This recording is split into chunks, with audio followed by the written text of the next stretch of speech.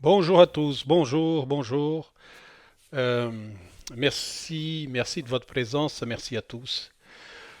Aujourd'hui, dans cette nouvelle audio-conversation, après maintes réflexions de quoi j'allais parler, j'ai décidé de parler de quelque chose qui je trouve que c'est important pour votre propre connaissance et votre propre réflexion vis-à-vis de qu'est-ce qui est la réalité du monde que nous vivons. Loin de la matrix qui les gens parlent, loin de l'illusion qui nous parlons tous, bref, de toutes ces choses qui moi je crois aussi parfaitement dans cette illusion qui est la vie physique, mais qui est important pour notre vie spirituelle, d'accord? Et j'ai décidé de parler des apparitions mariales et les liens avec le phénomène UFO, ou avec le phénomène ufologique ou OVNI. Et pourquoi je vais vous parler de ça aujourd'hui? Parce que j'ai vécu des expériences en Amérique latine dans les années 90, à peu près au milieu des années 90, vers 95, fin 95, 96, 97 aussi, où j'ai observé pendant plusieurs jours euh, des phénomènes d'ordre célestial dans le sens qui venait du ciel, on va dire comme ça. Et j'ai vu des sortes de navettes, on peut appeler comme ça, ou des vaisseaux, je ne sais pas comment on peut dire, une soucoupe. J'ai aperçu aussi des cigares, j'ai aperçu des tas de choses qui... J'ai aperçu une grande soucoupe qui s'ouvrait en bas et avait des sortes de fenêtres en haut et en bas des petites portes s'ouvraient. Il sortait des sortes de boules de feu, des boules lumineuses qui allaient dans tous les sens, comme s'ils cartographiaient ou ils regardaient notre environnement. On va dire comme ça. D'accord? Parce qu'en toute façon, je ne sais pas réellement ce qu'ils foutaient là-haut, excuse-moi de l'expression simplée, mais je ne sais pas réellement ce qu'ils font. D'accord, ici, c'est quoi leurs intérêts. En tout cas, j'ai vécu cette expérience. Par la suite, le soir même, j'ai eu une sorte de observation qui après cet enregistrement avec une caméra professionnelle de vidéo qu'à l'époque c'était des grandes caméras professionnelles que mon père m'avait données. J'ai enregistré ce phénomène. Le soir même, j'ai eu la visite d'une sorte vers 3 heures du matin. Il y avait une espèce d'entité avec une grosse tête, avec des yeux très rouges, et qui était mal éclairé par la lune, qui était sur la fenêtre, qui, je l'ai vu, et lui, il m'a dit, endors-toi, tout va bien, on ne te fera pas de mal. C'est l'unique chose que je me souviens. Après, en méditation, des années, on va dire presque 30 ans après, en méditation, j'ai pu apercevoir des intérieurs d'un sorte de vaisseau, on peut dire comme ça. Bref, j'ai eu des... En méditation de plus de 2 heures d'affilée, des méditations. Hein. J'ai annexé des sortes de mémoires cachées, parce qu'il y avait quelque chose qui cachait ces informations. Alors j'étais obligé de dépasser ces sortes de caches, je ne sais pas comment ils le font, des caches mentales, où j'ai pu accéder à quelques informations. Bon, j'ai compris certaines choses, d'autres je n'ai pas réellement d'intérêt, et franchement, ça ne m'intéresse pas réellement. Je sais ce qu'ils sont là, après leurs intérêts, ce sont que des spéculations de ma part. Alors, qu'est-ce qui s'arrête le phénomène marial là-dessus? Alors, je vous parle du phénomène marial, des apparitions de la Vierge Marie, parce que je trouve qu'il existe un lien entre les apparitions mariales depuis plusieurs siècles, hein, date pas de maintenant, et je ne dis pas que toutes les apparitions de la Vierge sont faux, mais je dis que certains phénomènes qui nous parlons de la Vierge Marie, de l'apparition de la Vierge Marie, ce sont des, comment on pourrait dire ça, des manipulations, des études, ce n'est que mon opinion, hein, des études d'ordre, on va dire, ethnologique. C'est comme si on étudiait la psyché humaine par rapport à ces apparitions et qu'est-ce qu'elle faisait dans l'être. dans l'être de chair et d'os qui nous sommes actuellement sur Terre. Et j'ai étudié pendant longtemps le phénomène, un exemple des apparitions, de l'apparition de Fatima, ensuite pour les trois enfants.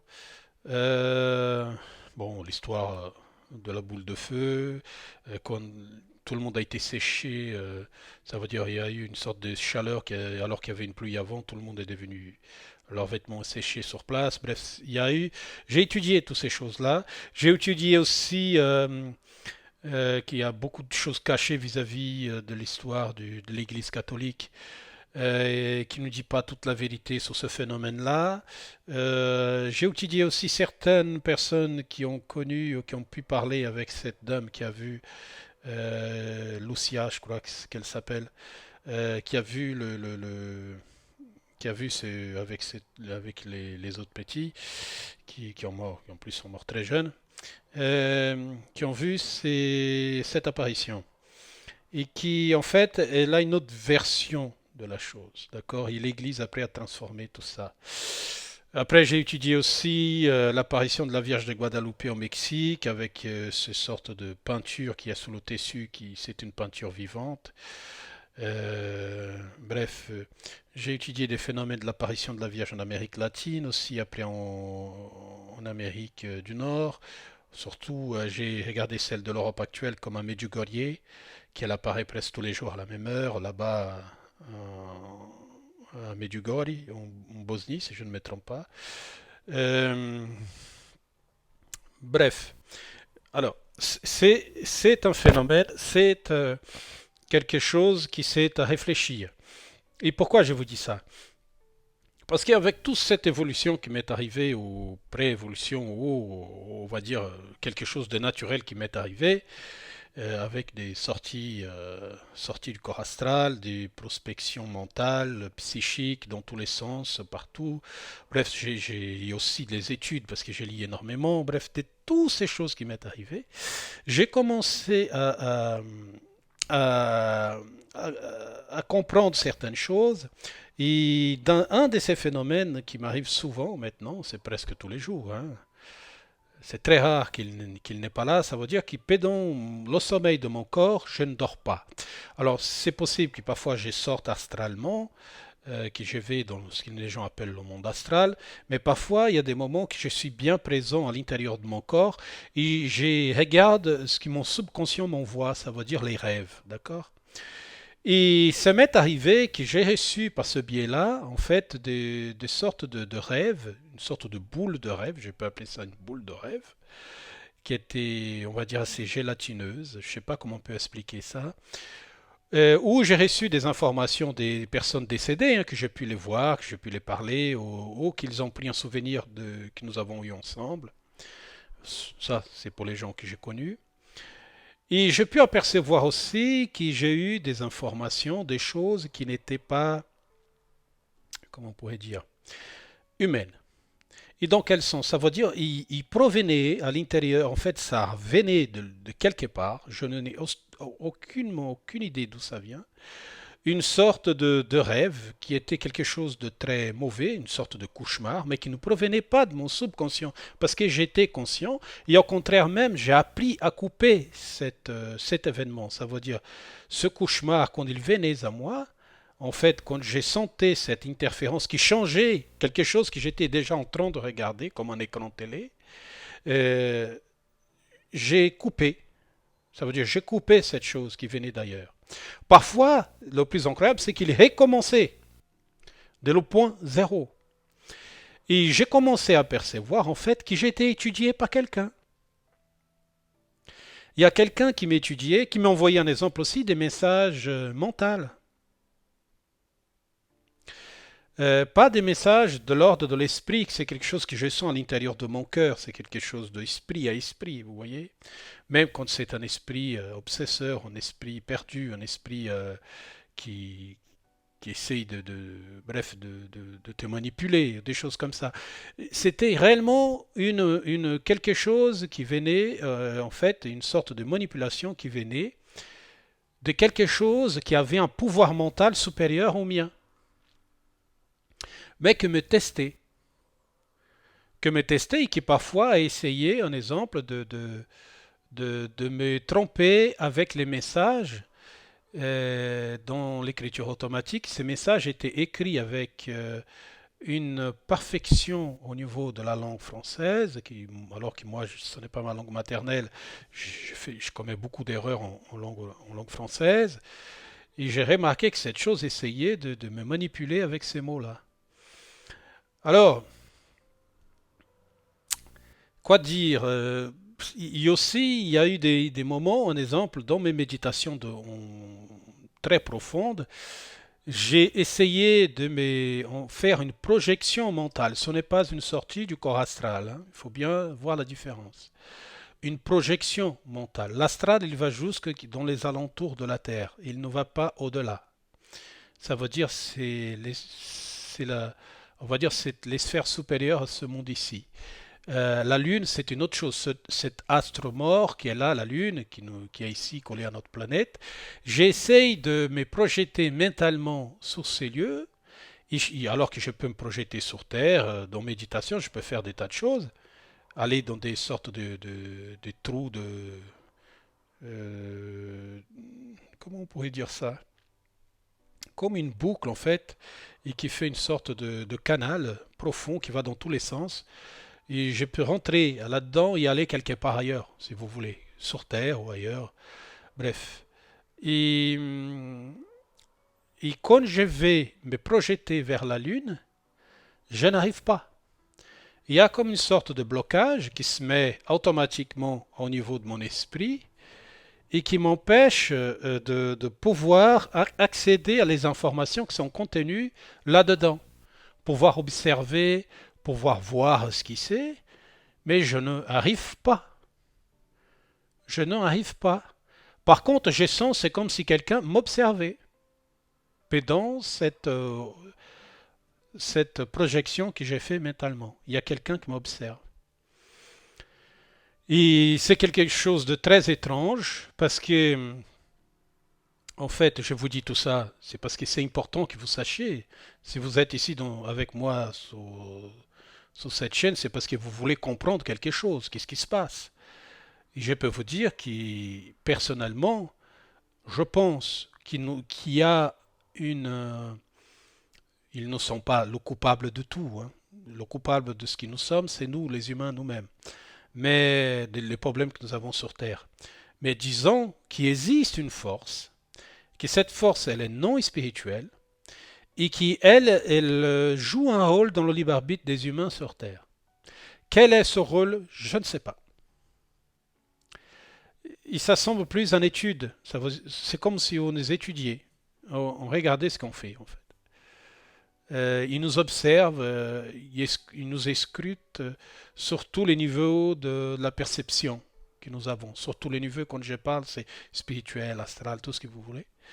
Et cette chose-là, en fait, ces entités-là, parce que je pense qu'il y a plusieurs, sont dans une sorte d'analyse de ce que nous sommes.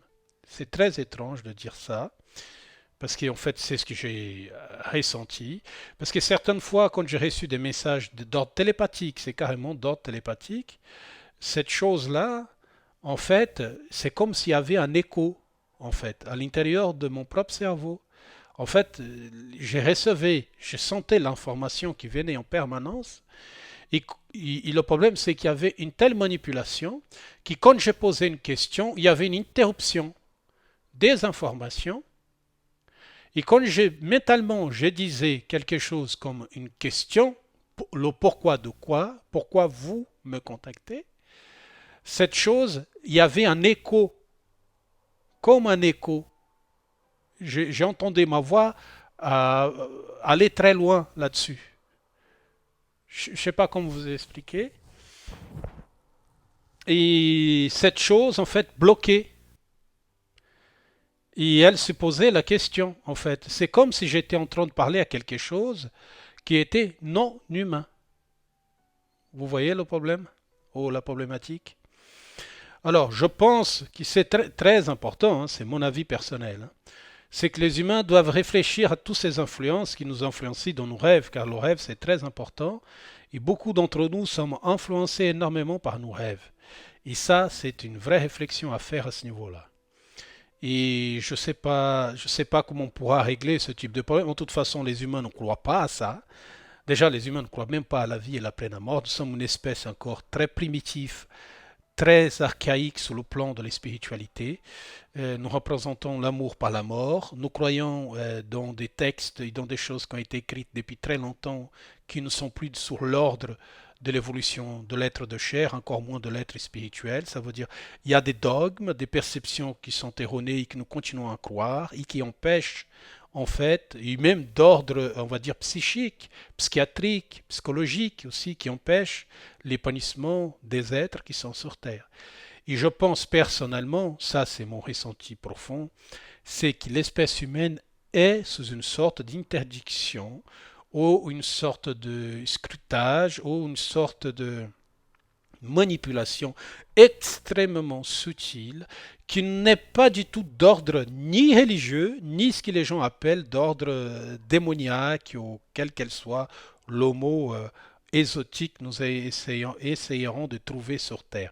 C'est quelque chose d'autre, et cette quelque chose d'autre, elle est supérieure à nous sous le plan du mental, ça veut dire de la connaissance mentale et du pouvoir mental qu'elle exerce sur nous et sur notre influence. Je ne parle même pas sur le plan de ce que nous appelons technologique. Je pense qu'elle est supérieure à nous largement. Elle est quelques milliers d'années, voire des millions d'années supérieure à nous. Alors, je pense qu'il y a une réflexion à faire là-dessus. Je pense que ceux qui se disent ufologues, ceux qui se disent spiritualistes devaient faire une union sacrée et chercher le moyen, on va dire, de trouver des solutions et trouver on va dire, des réflexions par rapport à ces choses qui se passent sur Terre, ces influences extrêmement subtiles, parce que je comprends tout à fait la subtilité de leur façon de faire, parce que si c'est de façon brute, ça ne marche pas. Dans l'individu humain, les choses doivent être faites dans la subtilité. L'influence, elle est toujours subtile pour qu'elle puisse marcher. Alors, malheureusement, je pense, hein, depuis toutes ces années de réflexion, toutes ces années d'études, des sorties astrales, des sorties spirituelles, des prospections mentales, psychiques, on va dire des conversations avec des entités décédées, des entités qui n'ont jamais pris un corps, des entités parasites, de toutes sortes de choses que j'ai pu apercevoir, parler parfois, et parfois même pouvoir sentir leurs influences sur moi, c'est que il existe une influence non humaine qui utilise, on va dire, toute la pensée humaine, toutes les croyances humaines contre les humains. Pour pouvoir, ça veut dire analyser. C'est comme des scientifiques qui analysent une sorte de chauve-souris, si c'est ça le mot qu'on pourrait chercher. Parce que nous sommes une espèce extrêmement archaïque sur le plan. C'est comme je dis souvent, je n'ai rien contre les personnes qui sont carnivores, mais quand même, quand nous sommes carnivores, parce que ça a été mon cas par le passé, nous mangeons des cadavres, quoi. Et c'est quand même, ça veut dire sur le plan de l'évolution, ça veut dire nous avons encore beaucoup à apprendre. Il existe certaines de ces entités dans l'univers qui sont au-delà de toutes ces conceptions et qui essayent une sorte de manipulation sur le plan terrestre. Ce qui est plus intéressant à savoir aussi, c'est qu'il existe celles qui observent tout ça, certaines de ces espèces qui vivent une expérience dans un corps physique, qui sont au-delà de toute religion humaine, qui ont une autre aperçu de ce qui est le spirituel, et que je pense pour beaucoup d'entre elles qui ressemblent un peu plus à la réalité, qui en fait observent ces choses sur Terre avec un peu de dégoût et un peu de méfiance, et qui essayent modestement d'influencer, on va dire, le réveil de l'humain pour qu'il puisse comprendre l'état de sa manipulation. Et les humains de cette époque que nous vivons aujourd'hui, qui sont très influençables mentalement, sont encore la proie des espèces qui sont supérieures à eux mentalement et qui utilisent souvent, on va dire, les préjugés, les peurs et les craintes humaines contre les humains eux-mêmes. C'est la meilleure manière de faire peur à un être humain, c'est utiliser ces armes contre lui-même. Et ces entités, je pense, qui pour beaucoup d'entre elles, s'y font parfois passer, parce que comme l'humain est extrêmement archaïque sur le plan de sa connaissance spirituelle, se fait passer par des anges, par des archanges, non que l'autre côté ne puisse pas le faire. Mais certaines de ces espèces essayent de nous avertir.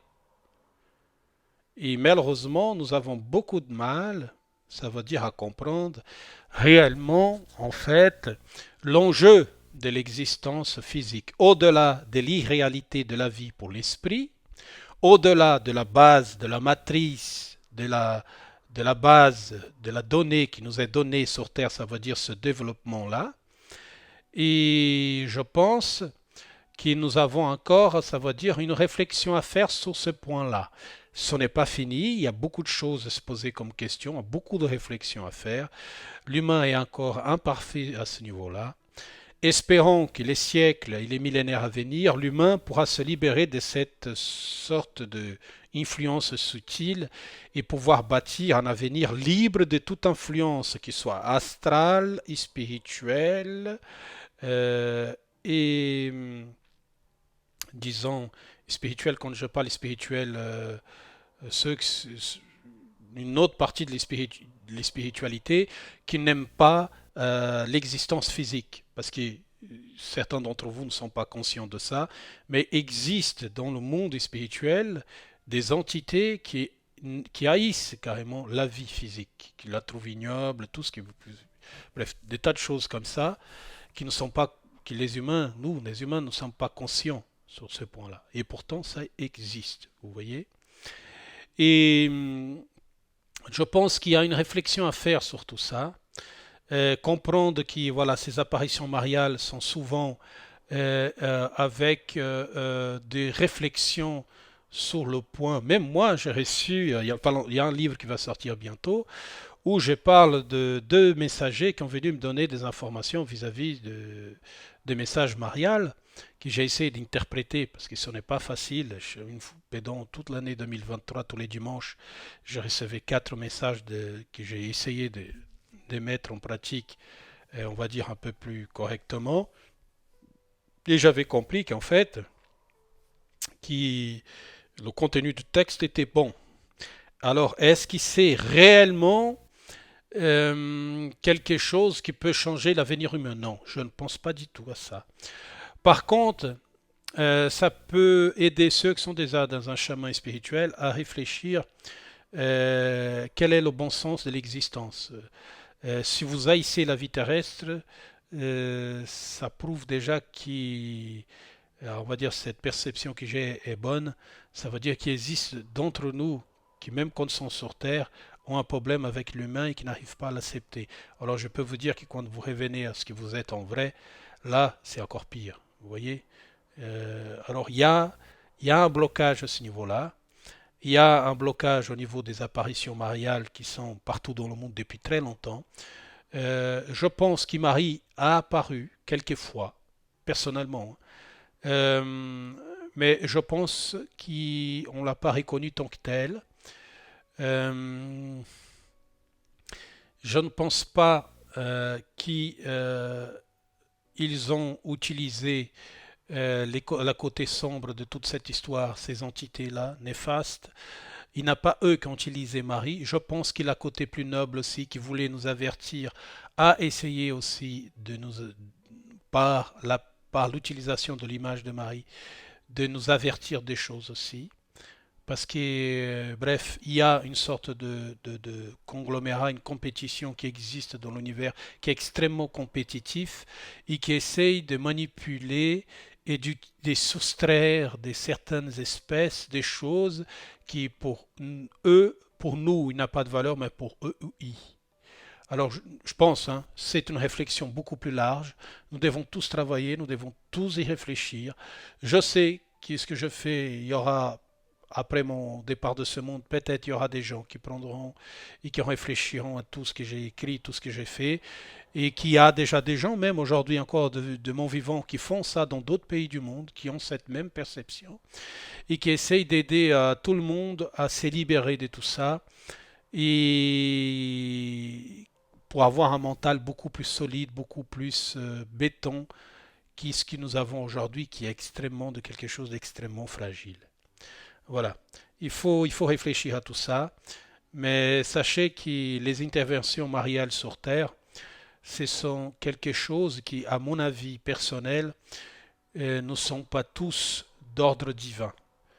Il y a beaucoup de manipulation et surtout en étude de leur part ethnologique vis-à-vis du développement psychique de l'être humain et de la observation de l'être humain. Mais ça, c'est très vaste. Ok?